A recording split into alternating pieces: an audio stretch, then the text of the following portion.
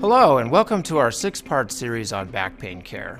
The purpose of these videos is to present a standard evidence-based approach for managing patients with back pain in primary care practices at UCLA. The videos have been designed to ensure that patients receive high-quality care while reducing unnecessary imaging. Another goal of these videos is to decrease unnecessary specialty referrals for the majority of our patients who have non-specific back pain that is likely to resolve with conservative management. In this video, we will be discussing how to manage patients with acute severe back pain. These patients may incorrectly believe that there is a treatment that will immediately resolve their pain. Therefore, the goal should always be providing a plan of care in which the patient will have confidence and reassurance that they will almost certainly improve with time. Indeed, almost 90% of patients with acute back pain seen within the first 3 days will recover within 2 to 3 weeks. Providing detailed instructions about a treatment plan, as well as handouts describing recommended positions and exercises, will go a long way in reassuring patients with acute back pain that their condition is being managed appropriately. We recommend using a 4-part conservative treatment plan based on the Saskatchewan Spine Pathway, an algorithm developed by the Saskatchewan Ministry of Health to help their primary care physicians manage patients with back pain. This treatment plan includes positions to relieve pain, movement exercises, medications, and possibly application of heat or cold.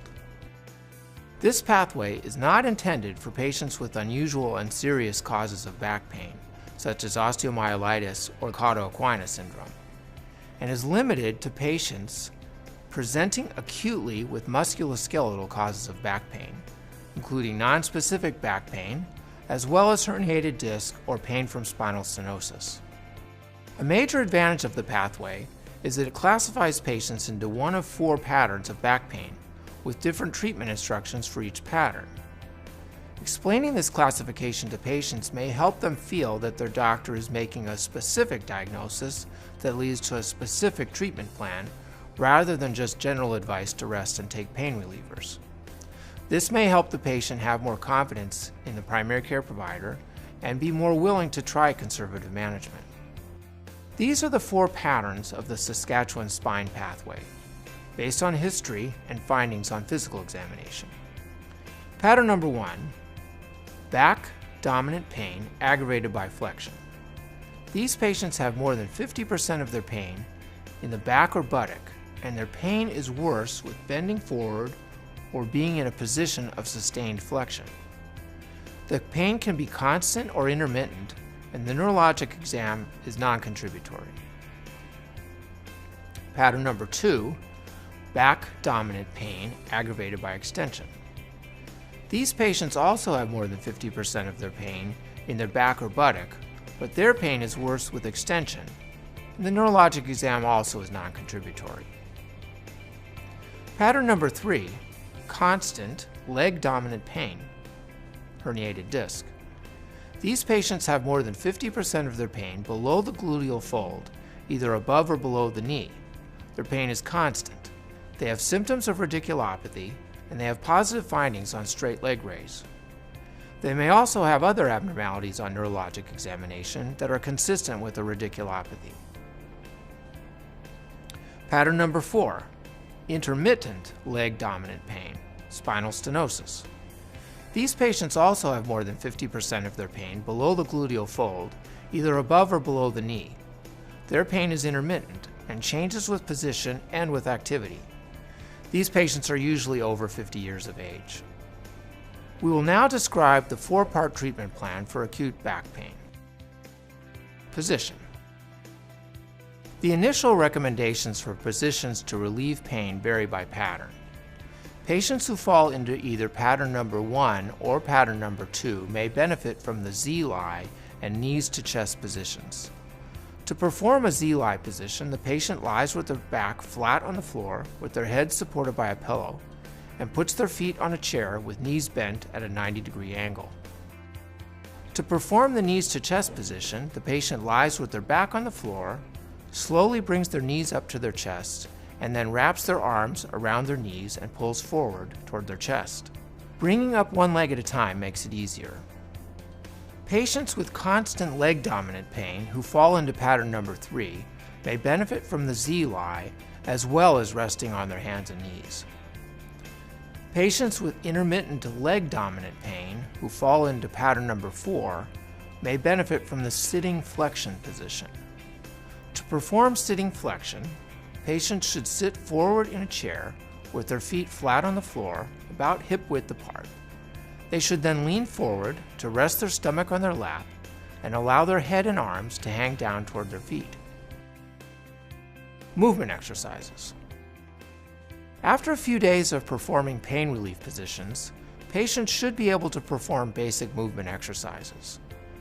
The most important exercise for patients with back dominant pain worsened by flexion who fall into pattern number 1 is the sloppy push-up. Patients should lie on their stomach with their hands in front of them and keep their lower body on the floor while using their arms to slowly raise their upper body.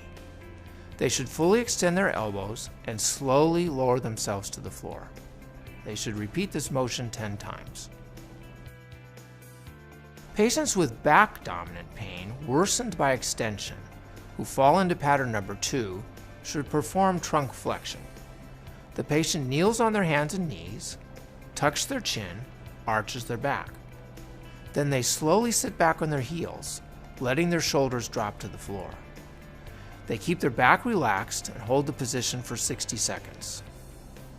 There are no recommended movement exercises for patients with constant leg dominant pain who fall into pattern number 3.